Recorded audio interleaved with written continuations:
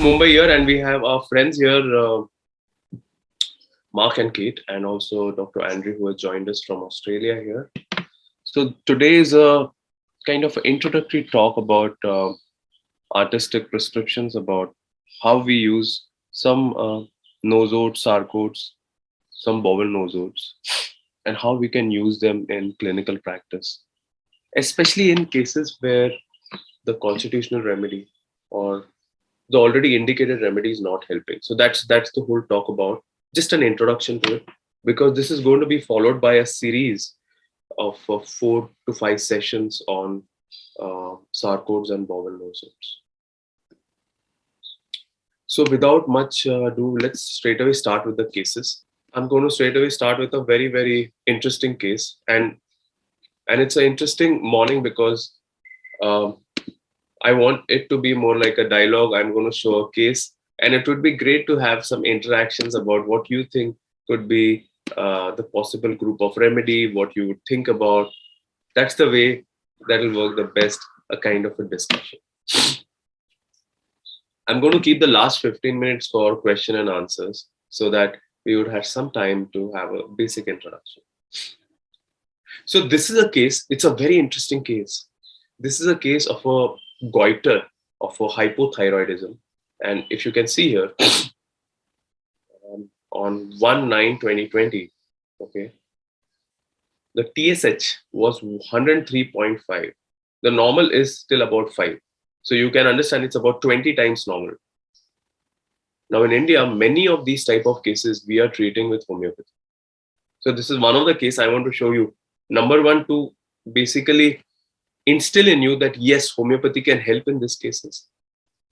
And number two, to show you the artistic way in which how to prescribe in these type of cases. So the idea to show this case is I'm going to show you the case in short in about next 15 minutes.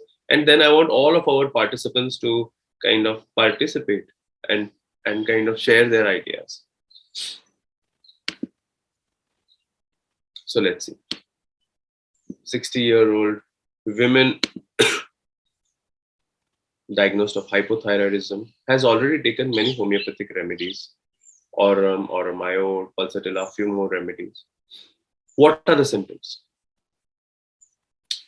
So the main symptom she starts about the history of presenting complaints is a lot of weakness, extreme weakness, especially in the morning on waking up, where typically she used to feel a lot of body ache. She also has a lot of hair fall. This is one of the main symptoms she says. Lot of hair fall with this TSH, such a high TSH. Okay, big hair fall. Her appetite is affected. There's a lot of trembling that happens. There's a lot of palpitations.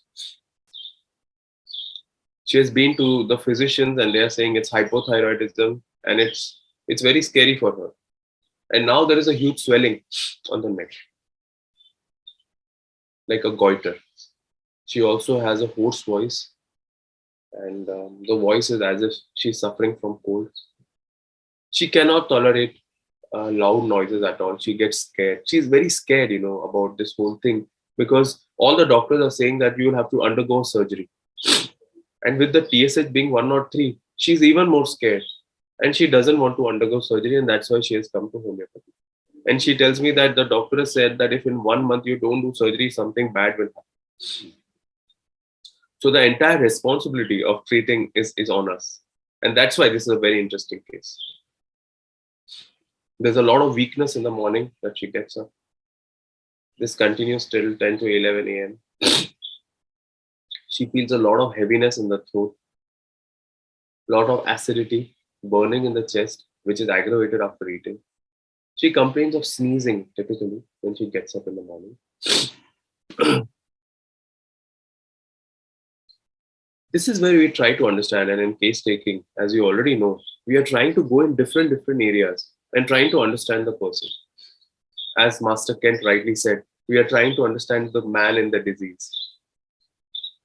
So we are trying to understand who she is as a person. And she says that, well, my life has been like that, and I've been always very hardworking. And she's been very hardworking, always trying to do things in time.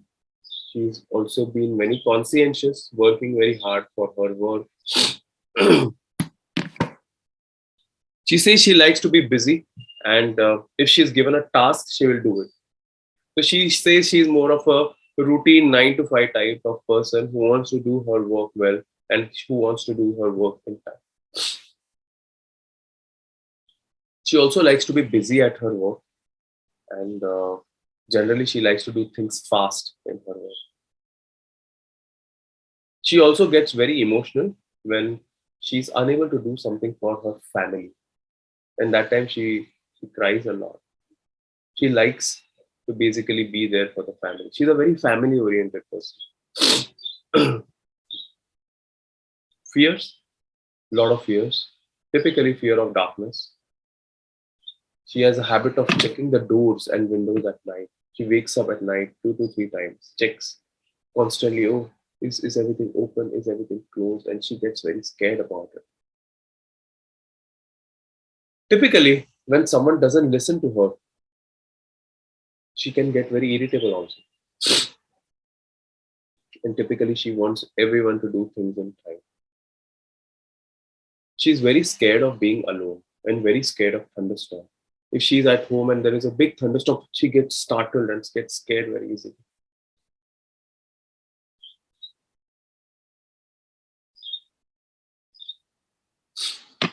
One of her biggest stresses is about her son, his future, his marriage. She's very insecure about her future. What will happen to the son? Will my son financially be stable? When will he get married? What will happen to him? What will happen to the family? A lot of insecurity. And then she's also very scared about her own health. Oh, will I have to do an operation? I don't want to do a surgery. Can you help me?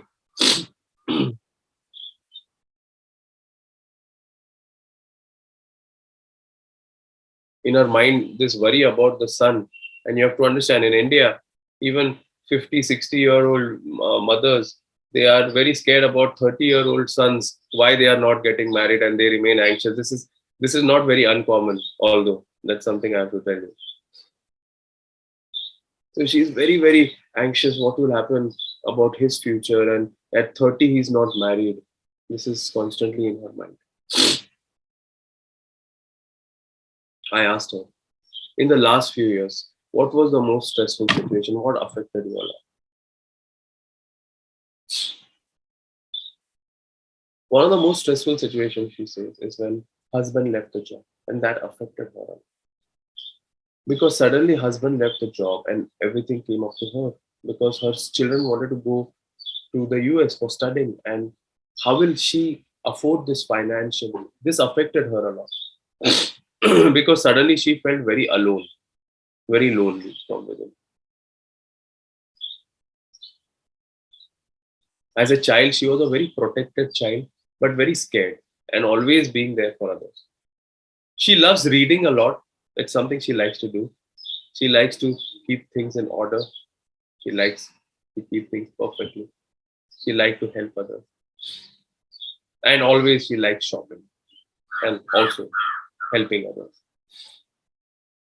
She has had a hysterectomy in 2009 and also spinal surgery for sciatica.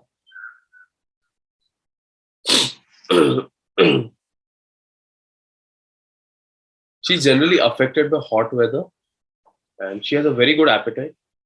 One of the dreams she gets is dreams of robbers. This is something she gets again and again. And especially if things are not done in time, is something that makes her very, very emotional.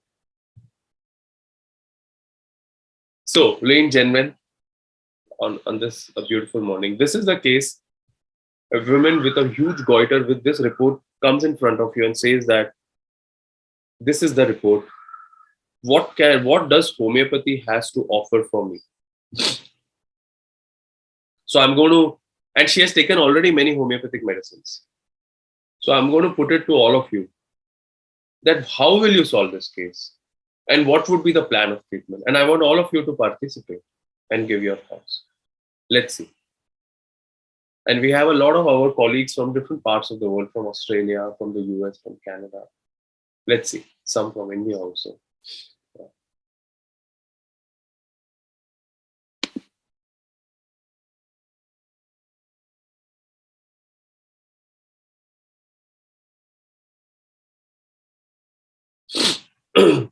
Okay, so I don't have your name, but what the name written on Zoom is National Administrator. I think that's Vera. Okay, Vera. Okay, Vera writes it's Metrum uriaticum. Interesting. Interesting. Vera. Let's take some more suggestions. Tina writes Kelly ioticum. Kate. Kate writes Natrum fos. Okay. Let's take some more suggestions. Phosphoric acid from Mark. Interesting, Mark.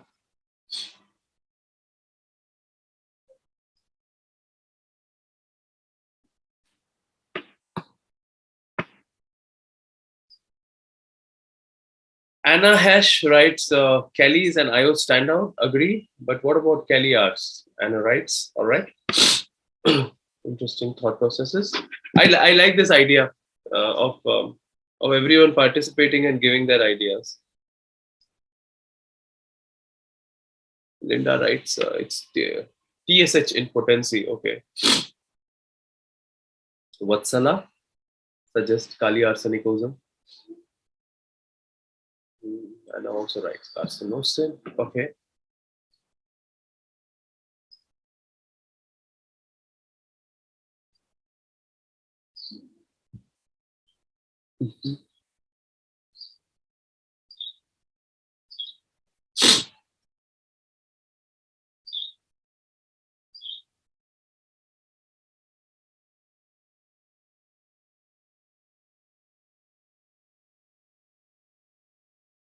Robert. Hello, Robert. How are you? Writes dysentery compound. Kate writes thyroidinum. Okay.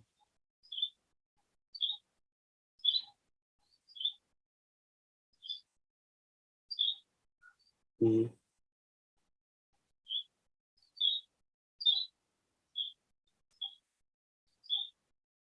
Okay. So what do we have here?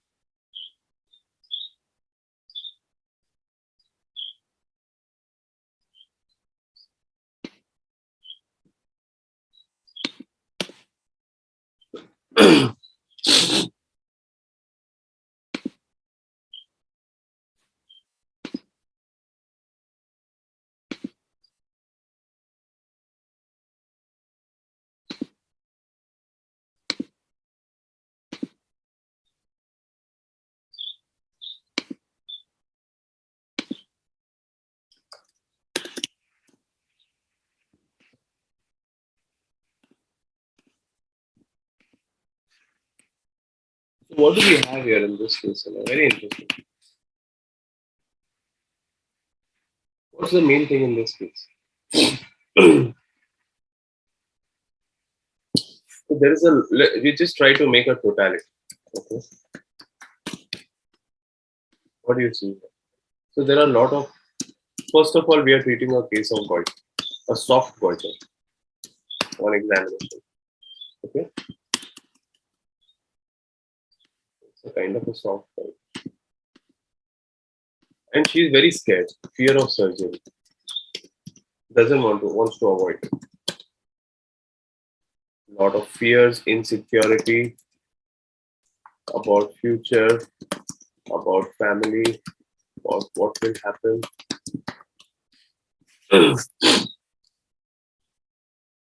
Children, also of darkness, of being alone, of family. But she's very conscientious. Always wants to do things in time. Also a little shy, a little timid in that way. Now, so previously she was chilly, but now she has become very hot.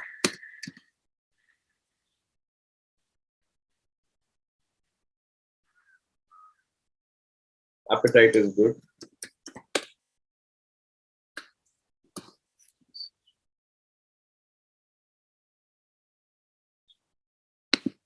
So, we can't come to just a remedy just like that. We also have to find a remedy that matches the state and also the pathology. This is not a very simple case because you want to show a result within the next couple of months. These are the type of cases which come to me where we have to really show a result.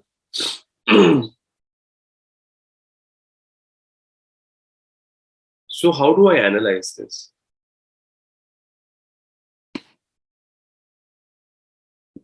Well, I'll tell you. So this gives me a very good idea of, you can see this fears and everything. I'll show you.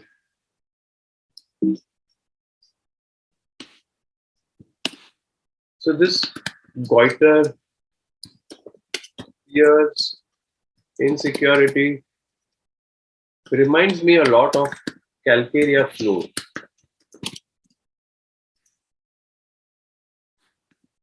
And also the anxiety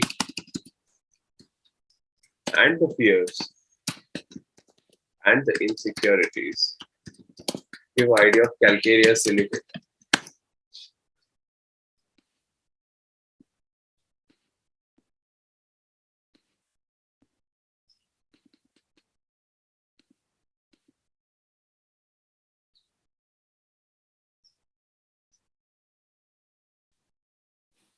What to do?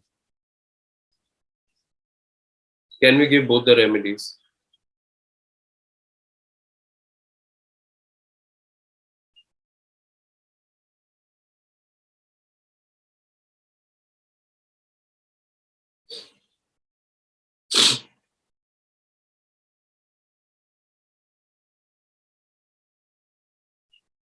So then what I do, I try to analyze the case. I repertorize.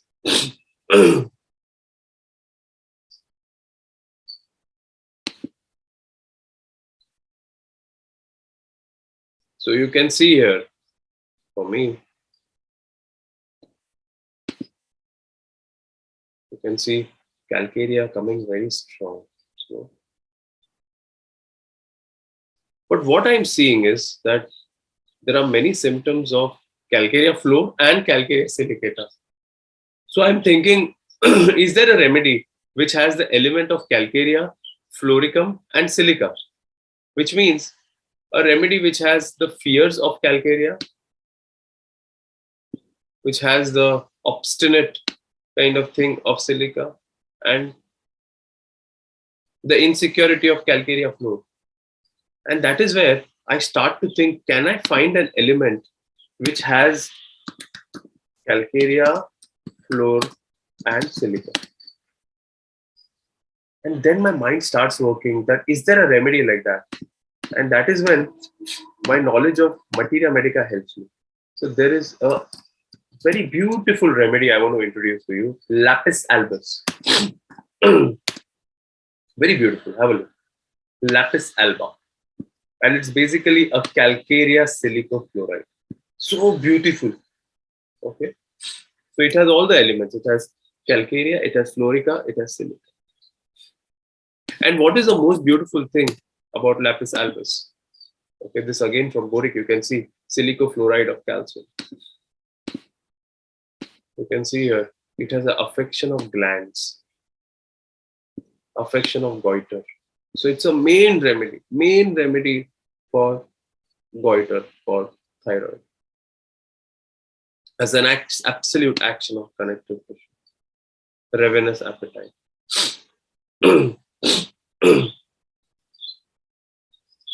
They write very nicely. Glands have a certain elasticity and pliability in them rather than the stony hardness of calcarea flow and cystis. So the goiter of lapis alba is very soft and not very hard.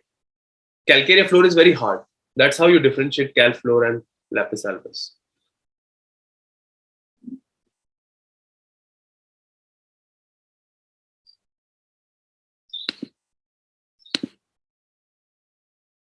This is a remedy which is also used in different tumors like fibroadenoma of the breast, sarcomas, cervical tumors. But this is not it. If I just give lapis alba, it will not help because this is a very complicated case. So what is the technique? I wanted to just share with you this. And this is a technique I use only in very, very, very complicated cases. And the technique is that in very complicated cases, very often, and these cases are stuck They are blocked. In these cases, you might require a sarcode or a bowel nosode or a nosode to open the case, and maybe then follow it up with a deeper indicated. This is something that is a very important part of very, very tough, locked, blocked, complicated cases.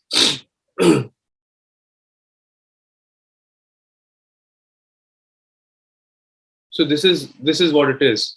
So what I try to now think is, which remedy can I give, which will stimulate the kind of the gland, the hormone, to kind of open up the case for me. So, and that's why the remedy I give is thyroidinum. Thyroidinum is a very important remedy which I use, especially in cases where, even in thyroid cases, the patients are not responding at all. So it's the main indication of a sarcode is lack of reaction. So I give thyroidinum 1 mg, just 1 dose, and then follow it up with a deeper indicated remedy, which in this case is lapis alba.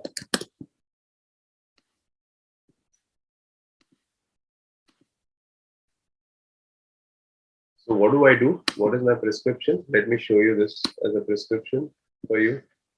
And this is very open prescription for all of you to see and also to criticize me a little later. You can see thyroidinum 1 mg, 1 dose, followed by lapis alba 6 potency for 15 days and lapis alba 30 for 15 days. Lapis alba is a very organ specific remedy. And that's why in a case of a huge goiter, you have to repeat the remedy frequently to really reduce the tumor size. Yeah.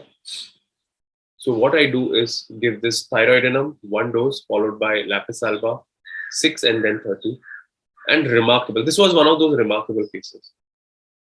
Just within 45 days of this prescription, and you remember the TSH levels, right? Which was 103, and huge goiter. And a remarkable change happened. Just within less than 1 month, I asked her to do the reports again. And you can say a miraculous thing happened. Something that has not been seen so often before. Miraculous for some people, but for homeopathy, it is a possibility. This is the potential. And the TSH has come back to 4.5 and the goiter has significantly regressed. This is homeopathy, ladies and gentlemen.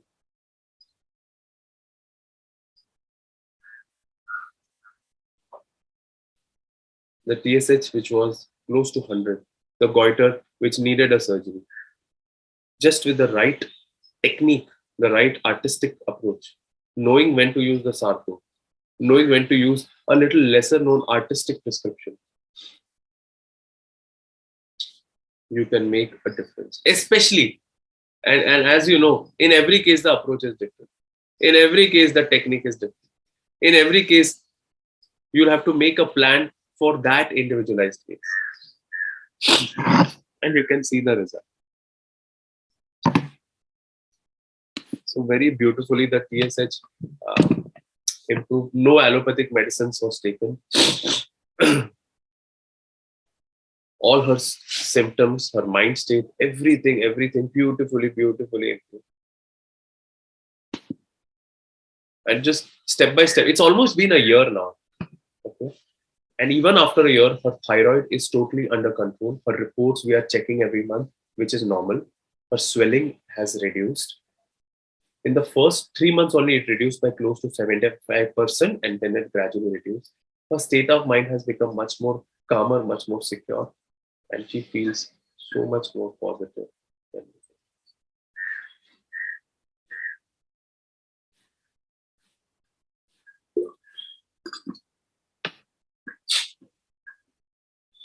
So interesting, no? Hello, where are you guys?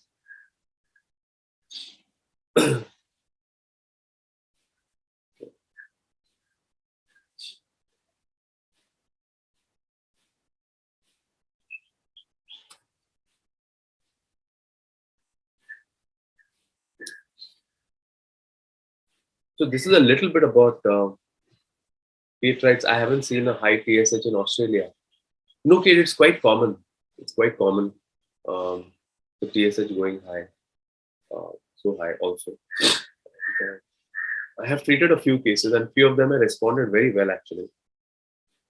These all hormonal cases like polycystic ovarian disease, endometriosis, infertility, has some beautiful results. Just a couple of days back, I was treating a case of infertility in endometriosis from Brazil, and very beautiful case. And I'm telling you this case because I saw the result a couple of days back. And this case of endometriosis, who I was treating, and her remedy was thuja. Okay, and I was treating thuja, giving her thuja. But typically, um, very often in case of endometriosis, what I would do is on the 14th day, that is the day of the ovulation for the women,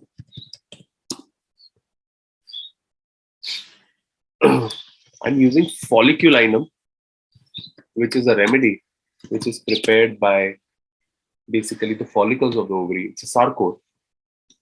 We are using folliculinum 30 two times a day for 2 days every month. Okay, only during this time. So with this, I just got a beautiful result that within 2 months of our treatment, she has tested positive for pregnancy. So her pregnancy test is positive. It was a very difficult case of infertility of this endometriosis, which is a very complicated case to treat by modern medicine. But with homeopathy, just beautifully, uh, absolutely beautiful result. And what is the indication for me for folliculinum? It is just not like that. Folliculinum, and this is the whole idea. Folliculinum mainly is basically for me a mixture of lacan and sepia. There's a lot of history of domination. In folliculinum, a lot of history of domination. There is a feeling of like lacarinum. They feel like a victim. They feel I am dirt. They feel I am nothing. And like sepia, they undertake things opposed to intention. But the main thing I've seen with folliculitis, and they also have a lot of other symptoms, like they develop a lot of swelling in the body before menses. There is an entire book I've written on nosodes and sarcodes, which is now freely available across the world. I think it's also available with Kate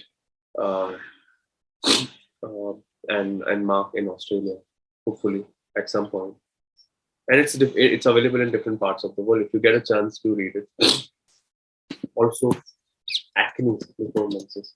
I also use folliculinum in many other issues, even in climacteric disorders. A lot of dryness of the vagina, a lot of heat flushes, even some cancer cases. So this is a very beautiful remedy.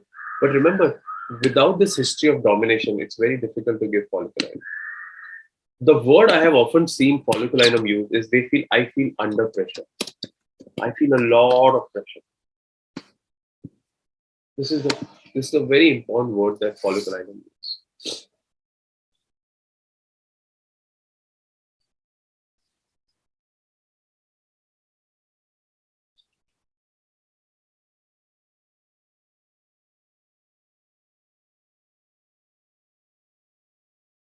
So that's the whole idea of like using the sarcode, using the nosode, using the bowel nosodes, and so on.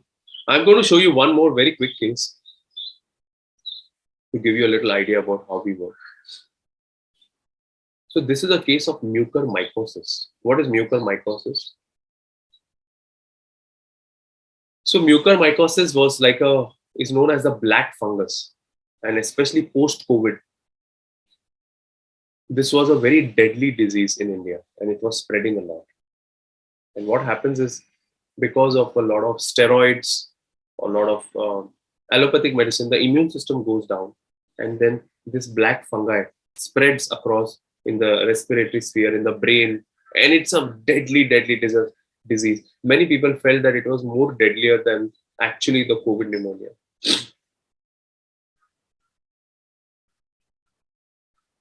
Anna writes, would you give folliculinum past menopause into older age? Yes, if indicated. Anna, sure. Andrew writes, any delay between thyroid and lapis alba? 1 day delay and then lapis alba.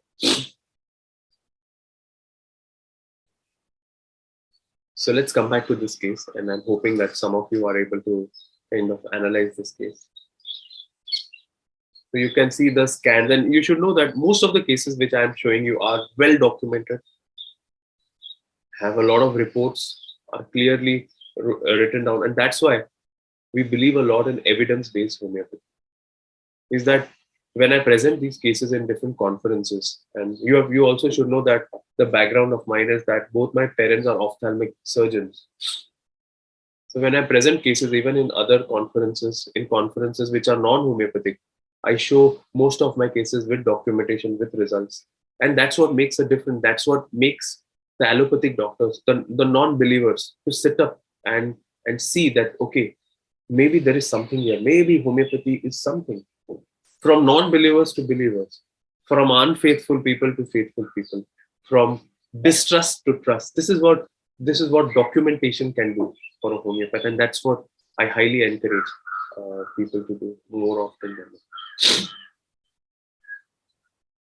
Because the potential of homeopathy is something that is unbelievable. Because we ourselves don't know that. This is what it is.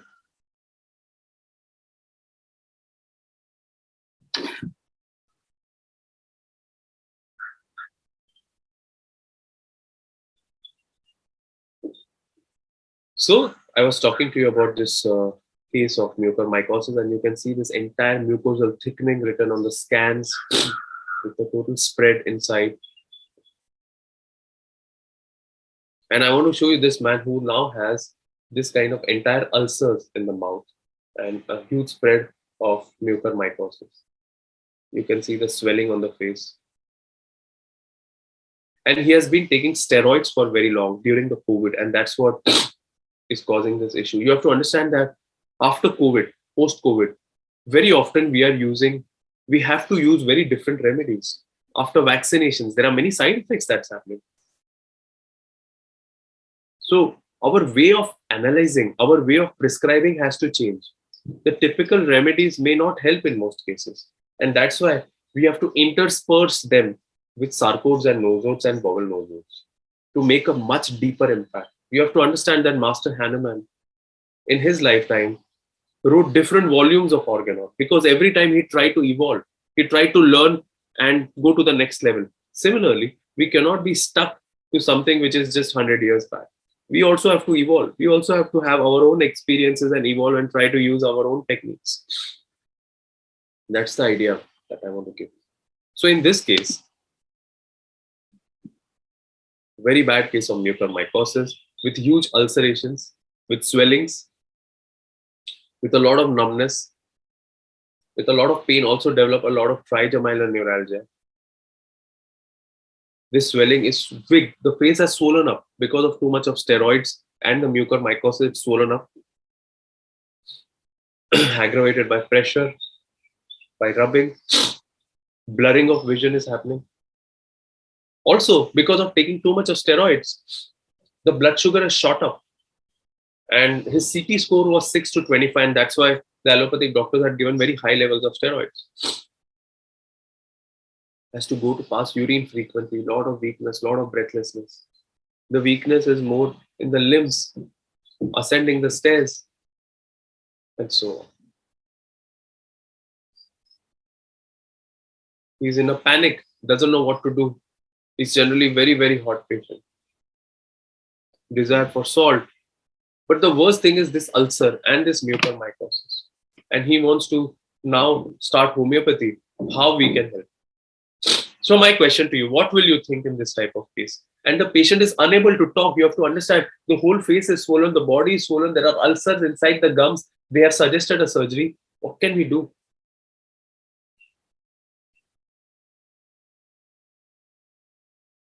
Let's see. Let's see some thoughts here.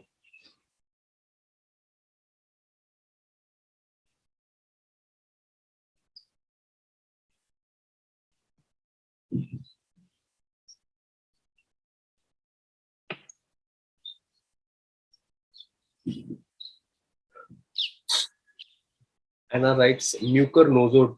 At least Anna, I don't know of such nosode which is available, or I haven't used this.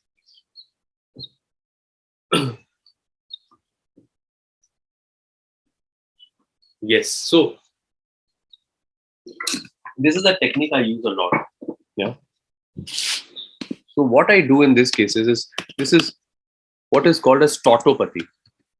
Tautopathy is, whatever medicines are given in allopathy, we often use it in homeopathy as well.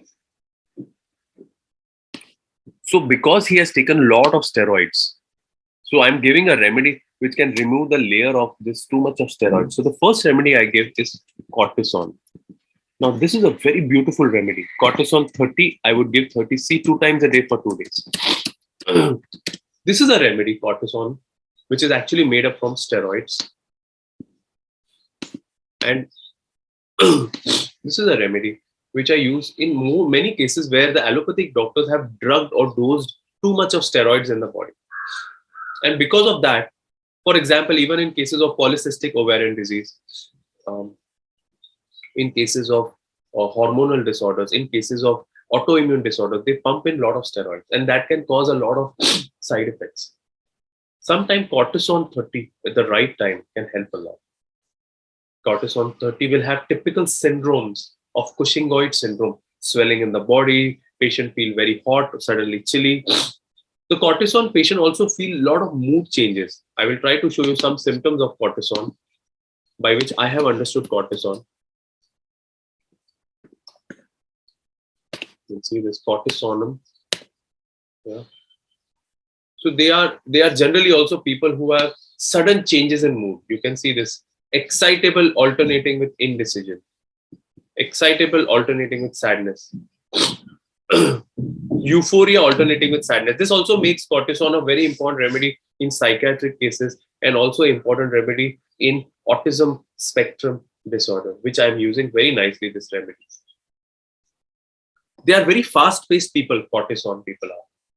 There is a very beautiful symptom. Irritability when traveling too slow. So if someone is traveling slow, they are like, go fast, fast, fast, fast, fast. This is the state of cortisol.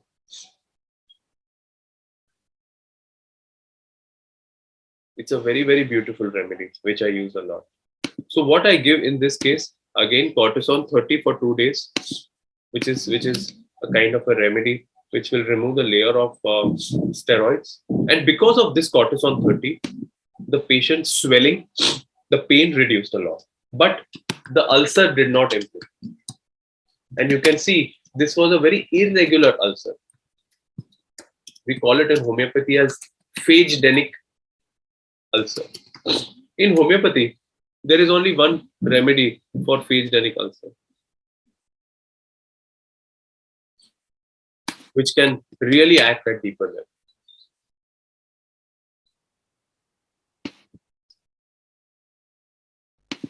And that is Merck Core. So you can see Merck Core. One of my favorite books is Red Line Keynotes of Lippy. That's a book I use a lot. This is a remedy. This is a book which is an absolutely amazing, amazing materia medica book. And I hope that someday you can read this book. So you can see this. This is the main remedy for any kind of spreading ulcers, any kind of phage-denic ulcers, any kind of irregular ulcers.